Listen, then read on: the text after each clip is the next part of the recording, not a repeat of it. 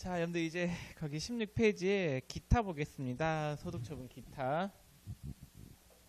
자, 기타라고 하는 건 뭐냐면요. 자, 기타라고 하는 거는 그 세무조정 사항들이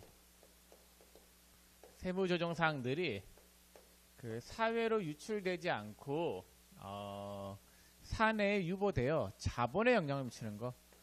자본에 영향을 미치는 것을 우리가 기타다라고 해요. 기타. 그래서 기타는 세무조정한 것들이 있잖아요. 세무조정이 자본에 영향을 미치는 걸 기타라고 해요. 그러니까 우리 유보 배웠죠. 유보는 자산 부채에 영향을 미쳤죠. 자본에 영향을 미치는 건 기타라고 해요. 자, 그러면 이 기타는 뭐냐? 이런 건데, 이 자본이 있잖아요. 자본. 회계상 자본은 크게 5가지로 구성이 되어 있잖아요. 그 회계상 자본은 5가지. 첫 번째 자본금이 있고, 두 번째 자본 잉여금이 있고,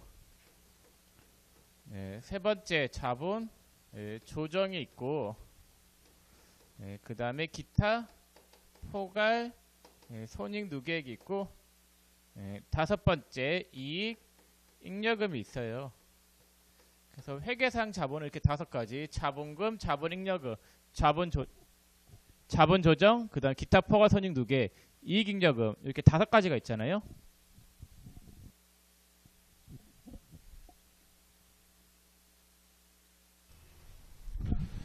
그래서 회계상 자본은 이렇게 5가지가 있는데, 이 자본자 붙은 거 있죠. 자본금이나 자본잉여금, 자본조정. 얘네들은 누구와의 거래로 발생한 자본이냐면요. 주주와의 거래로 인하여 증가된 자본이에요. 자, 그와 반면에 이 기타 포괄 손익 누계액이나 이익잉여금 있잖아요. 얘네들은 손익거래. 번돈이에요, 번돈. 그래서 얘는 주주와의 거래. 주주와의 거래로 증가된 자본이고, 얘는 번돈. 손익거래로 증감된 자본이 기타 포괄 손익 누계액하고 이익잉여금인 거예요. 그래서 회계상 자본을 이렇게 5가지로 구분하고 있는데, 그 세법상 자본 있잖아요. 세법상 자본은 크게 2가지로 구분해요. 세법상 자본은 2가지. 과세가 되는 자본이 있고, 과세가 되지 않는 자본이 있고, 과세가 되는 자본이 있어요. 그러니까 과세가 되지 않는 자본은 그냥 명칭을 세무상 잉여금이다라고 할게요. 그 다음에 과세가 되는 자본은 각 사업연도 소득금액에 해당하는 부분이다라고 할게요. 각 사업연도 소득금액. 결국 이익이다라는 거죠. 이익에 대해서만 과세를 하겠죠. 그래서 회계상 자본을 보면은 이 기타 포괄 손익 누계까지가 요까지이고, 이익잉여금이 요거다라고 보시면 될 것 같아요. 이 부분은 과세되지 않는 자본들이고, 이익잉여금에 대한 부분만 과세가 되는 자본이거든요. 그래서 자본은 크게 2가지로 구분할 수 있어요. 세무상 잉여금에 해당하는 자본이 있고, 그 다음에 각 사업연도 소득금액에 해당하는 자본이 있는데, 세법상 과세가 되는 자본은 요 이익잉여금에 해당하는 부분이 각사 소득 있잖아요. 이 부분에 대한 부분만 과세 자본이에요. 과세되는 자본. 자본을 크게 2가지, 과세되지 않는 자본하고 과세되는 자본. 결국은 이래요. 세법은 이 자본거래라고 하는데, 주주와의 거래를 자본거래다라고 해요. 주주가 돈을 넣거나 혹은 그 자본거래, 주주와의 거래로 증가된 자본들 있잖아요. 그러한 부분에 대해서는 과세하지 않는 잉여금, 세무상 잉여금으로 그냥 보겠다라는 거예요. 근데 벌어들인 돈 있잖아요. 각사소득이 결국은 이익이잖아요. 이 이익에 해당하는 부분은 과세하겠다라는 거예요. 벌어들인 이익이 결국은 자본에 그 자본에 영향을 미칠 거 아니에요. 이 부분에 대한 것만 과세되는 자본으로 보겠다라는 거예요. 자본을 보는 관점의 차이가 기타예요. 세법은 이쪽을 보는데 회계는 이쪽으로 볼 수도 있는 거고, 세법은 이쪽인데 회계는 이쪽으로 볼 수도 있는 거잖아요. 자본을 보는 관점의 차이, 그 차이가 기타가 되겠습니다. 자, 예를 들어서 설명해 볼게요. 자, 17페이지 사례를 보겠습니다. 자, 17페이지 사례 보시면은 회사가 자기 주식 처분 이익을 기업 폐기 기준에 따라 다음과 같이 회계 처리하였을 때 세무조정과 소득 처분을 표시하시오라고 돼 있죠.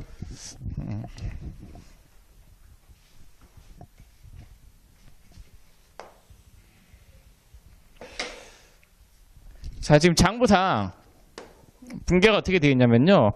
자기 주식이 얼마짜리냐면요. 3만원짜리죠. 3만원짜리인데 얼마에 팔았어요? 4만원에 팔았죠.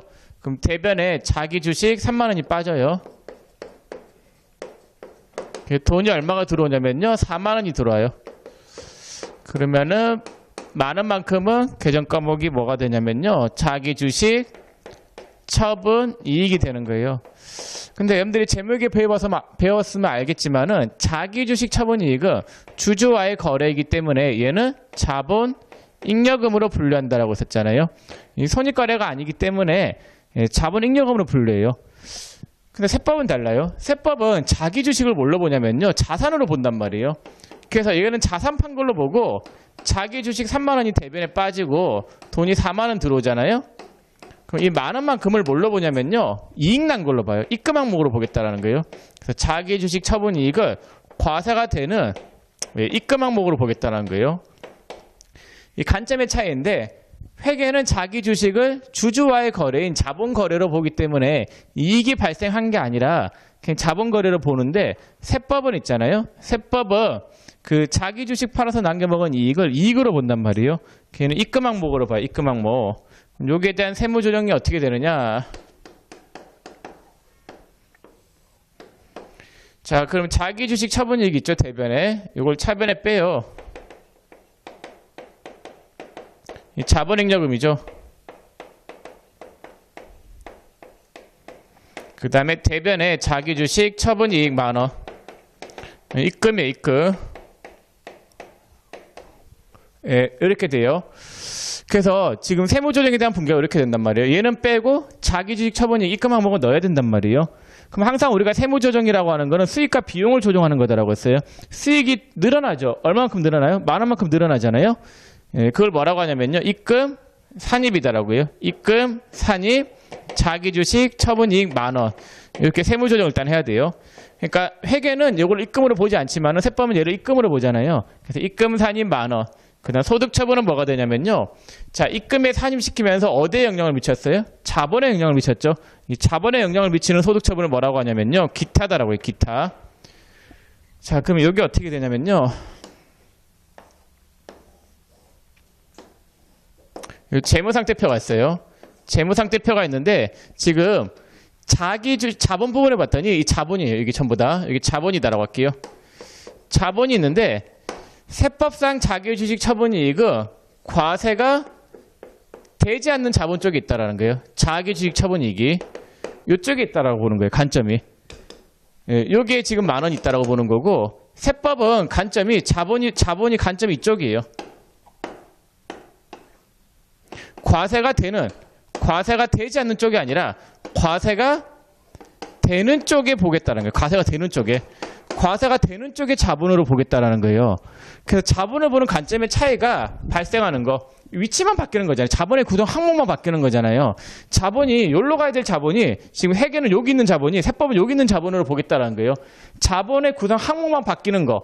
예, 그 자본을 보는 관점이 과세가 되는 자본이냐 과세가 되지 않는 자본이냐 그 자본을 보는 관점의 차이를 유발하는 거. 예, 그걸 뭐라고 하냐면요. 기타다라고 해요. 기타. 네.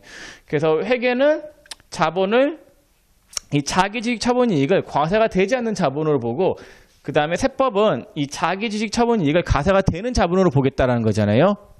그래서 이쪽은 뭐 그런 거예요. 여기 있잖아요. 이 과세가 되는 자본이다라고 하는 거는 어디를 거쳐서 오는 걸 이야기해요? 손익계산을 거쳐서 오는 걸 이야기하잖아요. 네. 그래서 이 과세되지 않는 자본은 그냥 자본을 증가시키는 것들을 이야기한단 말이에요. 손익계산서를 거쳐서 오는 것들은 과세가 되는 자본이고 얘는 입금 항목을 구성하는 거단 말이에요. 그래서 이렇게 자본을 보는 관점의 차이를 유발시키는 걸 뭐라고 한다라고요? 예, 기타라고 합니다. 기타.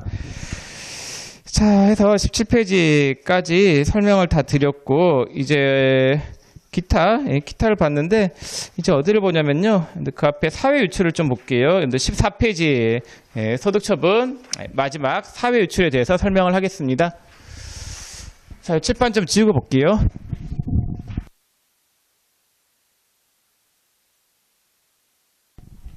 자, 이제 14페이지의 사회 유출을 좀 설명을 하겠습니다. 자, 사회 유출.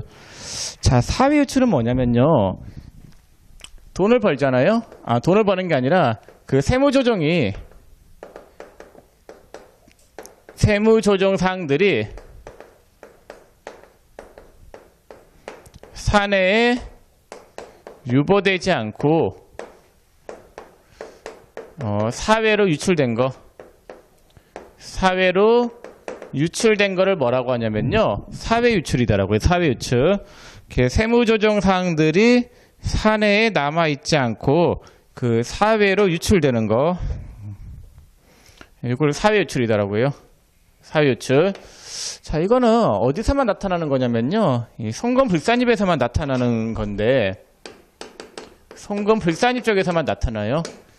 예를 한번 들어볼게요. 장부가 있어요. 장부의 차변에 책에 있는 예를 그대로 들까? 자, 여러분들 이거 15페이지 볼게요. 15페이지에 그 차변에 차량 유지비 30.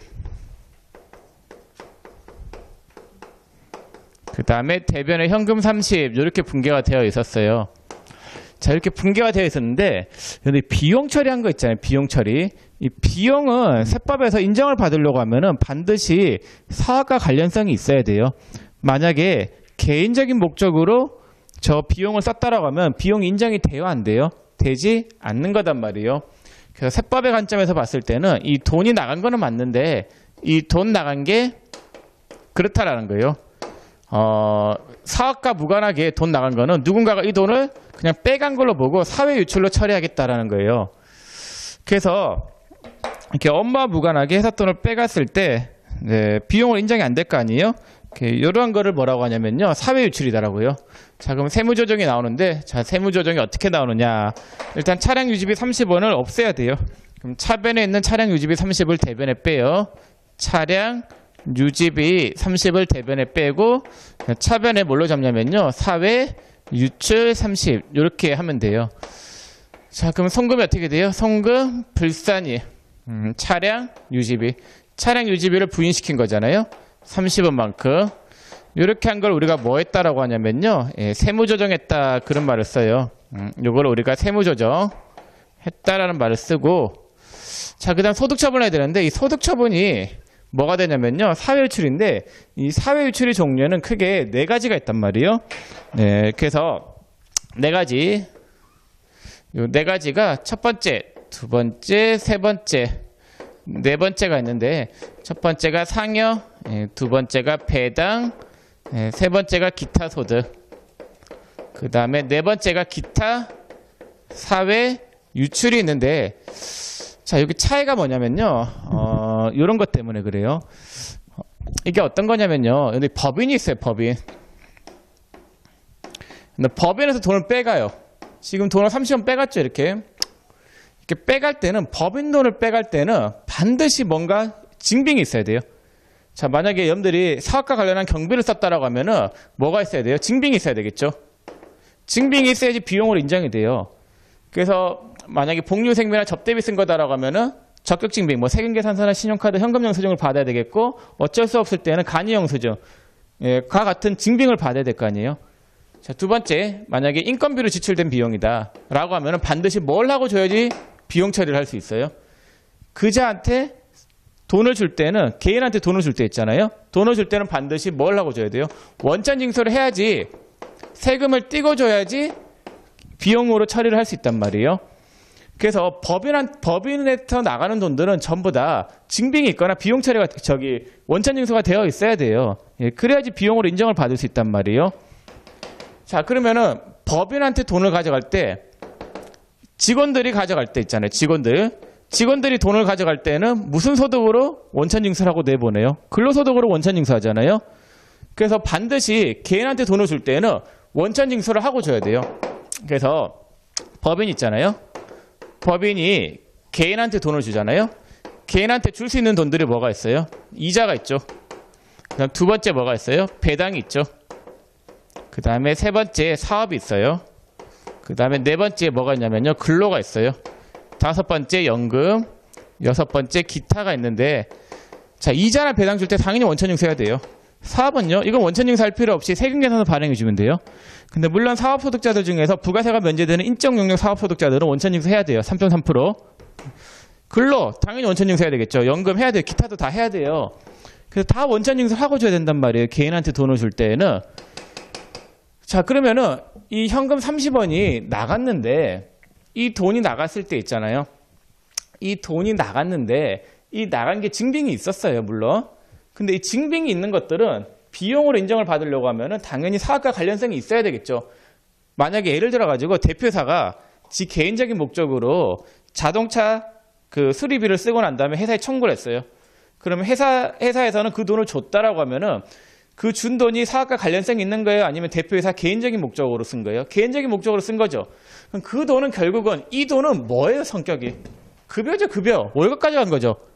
예, 이게 만약에 회사 차와 관련된 수리비였다라고 하면 당연히 비용으로 인정이 돼요.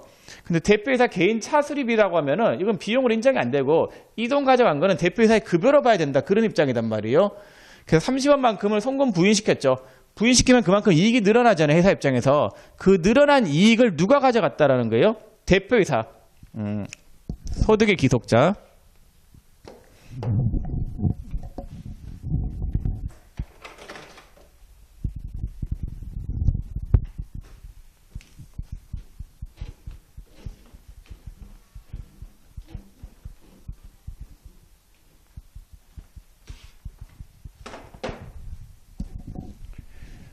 자, 소득의 기속자가 있는데 소득의 기속자. 자, 원천징수. 자, 소득의 기속자가 임직원인 거 있잖아요. 임직원. 임원이나 직원인 거.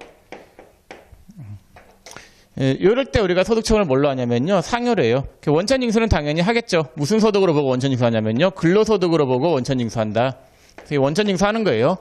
근로소득으로 보고 원천징수하는 거, 이걸 상여라고 해요. 상여, 소득처분. 임직원이 가져간 거 있잖아요.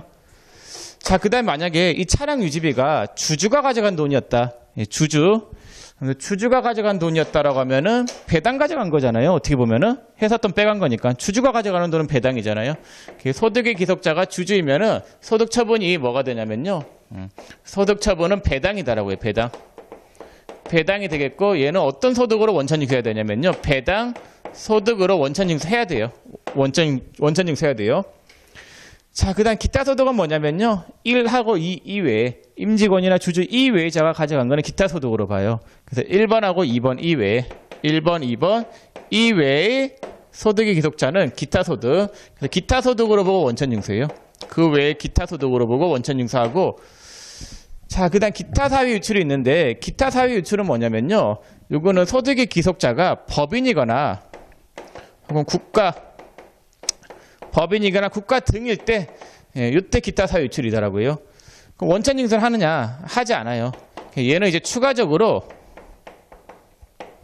원천징수에 대한 문제가 발생하지 않을 때 원천징수 문제가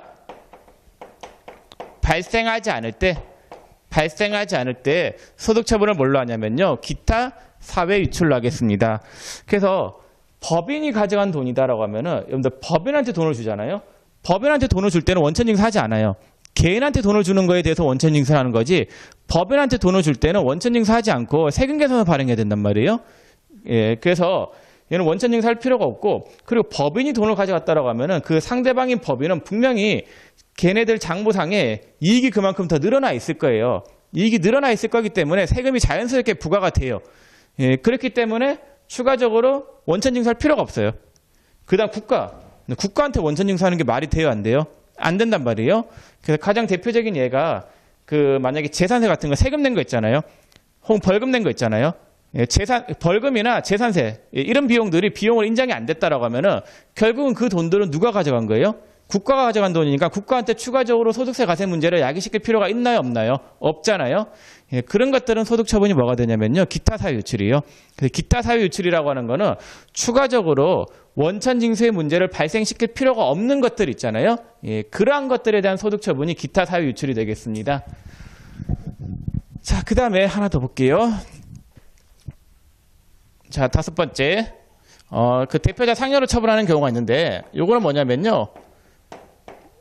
결국은 상여인데 소득의 기속자가 누구인지 모르는 거예요. 누가 돈 가져갔는지 몰라요. 예, 그런 것들은 다 누가 가져간 걸로 보냐면요. 대표자가 가져간 걸로 봐요. 대표이사가 월급 가져간 걸로 보고 대표이사의 상여로 소득 처분하는 거예요. 자, 여기까지 알아두시면 되겠고, 자, 그 다음에 하나만 더 추가로 보시면은 출자임원 있죠. 출자임원이다라고 하는 거는 주주이면서 임원인 자를 이야기하죠. 출자했다라고 하는 거는 주식을 받아왔다라는 거고 주주죠. 임원이라고 하는 건 직원을 이야기하죠. 그럼 이러한 자들한테 간 소득은 소득 처분을 뭘로 하냐면요. 얘는 상여예요, 상여.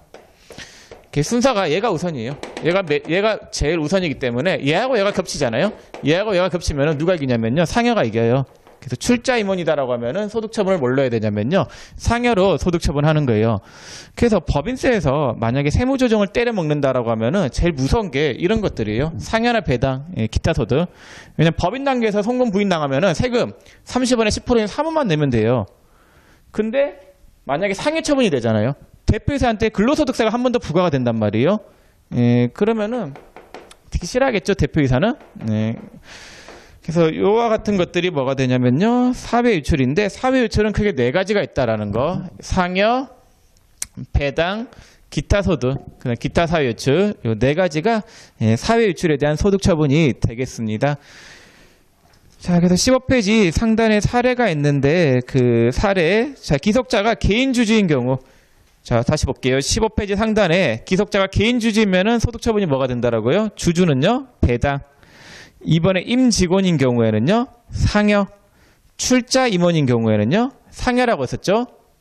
네 번째, 주주가 아닌 법인이죠. 법인 같은 경우에는 추가적인 소득세 과세 문제가 발생해요, 안 해요? 하지 않잖아요.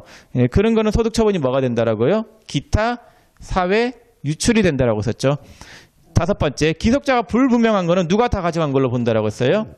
대표자 상여로 본다라고 했었죠. 대표자가 모두 다 가져간 걸로 본다라고 했습니다. 자, 그래서 사회 유출까지 설명을 다 드렸어요. 그래서 다시 한번 말씀드리지만은 이 법인은 있잖아요. 돈을 가져가는 게 상당히 엄격하잖아요. 이 법인에서 돈을 가져갈 때는 다 원인이 있어야 돼요. 거기에 따른 이유들을 다 밝혀줘야 된단 말이에요. 이유 없이 가져가는 것들은 비용으로 인정이 돼요, 안 돼요? 안 된단 말이에요. 법인에서 돈 빼갈 때는 다 뭔가 확실한 증빙들을 다 준비를 해둬야 된단 말이에요.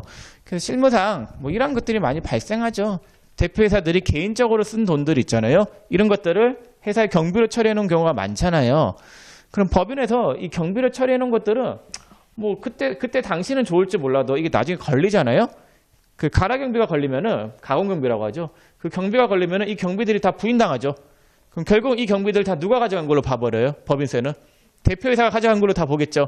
그럼 이 비용 부인당하는 거에 대한 세금은 그렇게 많이 안 나와요. 그거보다 무서운 건 뭐냐면요. 이 비용들을 다 누가 가져갔다라고요? 대표자가 가져간 걸로 보고 대표자 상여로 소득 처분하잖아요. 그러면은 대표자는 뭘 내야 돼? 근로소득을 내야 돼. 근로소득. 근로소득에 대한 세금은 세율이 최고 구간이 몇 프로예요? 38%잖아요. 그래서 거기에 가산세까지 때려 먹잖아요. 정신없단 말이에요. 그래서 이 사회유출은 뭐 실무에서는 뭐 이런 거 알아두면 실무에서 도움이 많이 되겠죠. 조심해야 된다라는 거. 자, 그래서 소득처분에 대한 거를 설명을 다 드렸는데 소득처분이 크게 세 가지가 있었죠. 유보. 자, 그 다음에 기타가 있었고 맨 마지막에 배운 게 사회유출이었었죠. 정리를 해보면은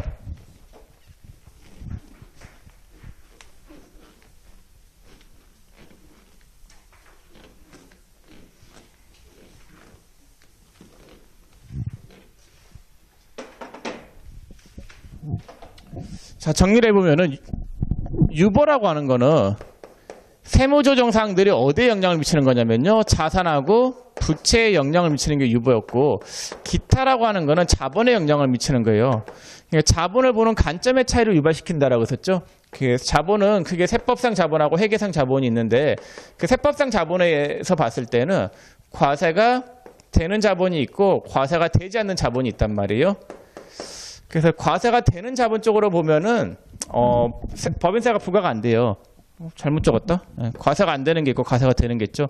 과세가 안 되는 자본을 보면은 법인세 부과가 안 돼요. 근데 과세가 되는 자본을 보면은 법인세가 부과가 된단 말이에요. 아까 배웠던 자기주식 처분 얘기 회계는 이쪽으로 가 있어요. 세법은 어디로 가 있냐면요. 이쪽으로 가 있단 말이에요. 결국은 자본 내에서 전부 다 노는 건데 요 보는 위치 있잖아요. 위치 차이단 말이에요. 그 얘가 만약에 세법은 이쪽 과세가 되는 자본을 보니까 여기 있는 걸 여기로 박아넣는 세무조정 하잖아요. 입금 산입시키면서 여기 있는 걸 빼내버렸잖아요. 예. 그러한 소득 처분을 뭐라고 하냐면요. 기타라고요. 여기서 노느냐 여기서 노느냐 그 차이단 말이에요. 요 위치만 바뀌는 거단 말이에요. 그게 기타이고 그 다음에 사회유출은 이거는 송금 부인시킬 때만 나와요. 송금을 부인시키는데 회사 돈을 빼간 거예요. 전부 다. 빼갔는데 그 빼간 게 거의 다 사업과 관련 없는 것들이고 혹은 그 나라의 조세 정책 목적에 의해서 아니 나라의 정책상 목적에 의해서 비용을 인정 안 되는 부분들이단 말이에요. 돈이 나갔는데 비용을 인정이 안 돼요. 그럼 분명히 그 돈은 누군가가 가져갔겠죠. 가져갔는데 그 가져간 자한테 추가적으로 소득세 과세 문제가 발생할 거잖아요. 발생을 할 때 근로소득으로 발생하는 거는 뭐라고요? 상여. 그다음 배당소득으로 발생하는 거는 배당. 그 다음에 그 외의 거는 뭐가 되냐면요. 기타 소득이 되겠고 그 다음 추가적으로 소득세 과세 문제를 야기시키지 않는 거는 뭐라고 했어요? 기타 사회 유출이다라고 했습니다. 그 다음에 누구한테 갔는지 모르는 거는 소득처분이 뭐라고 했어요? 대표자 상여로 처분한다라고 했었죠. 그래서 소득처분은 이렇게 크게 세 가지가 있고 그 다음 사회 유출 네 가지 이렇게 알고 계시면 되겠습니다. 자, 해서 소득처분까지 다 배웠고 이제 어디를 보시냐면요. 18페이지 볼게요. 18페이지. 자, 18페이지에 세무조정 계산서를 보겠습니다.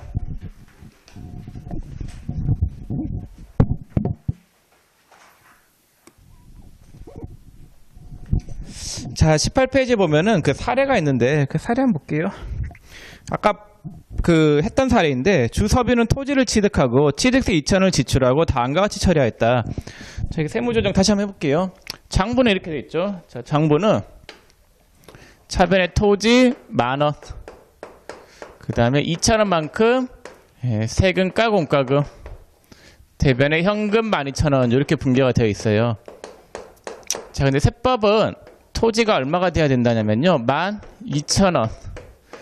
대변의 현금 12,000원 이렇게 돼요. 자, 세무조정이 있는데 자, 세금과 공과금 2,000원을 대변에 빼요.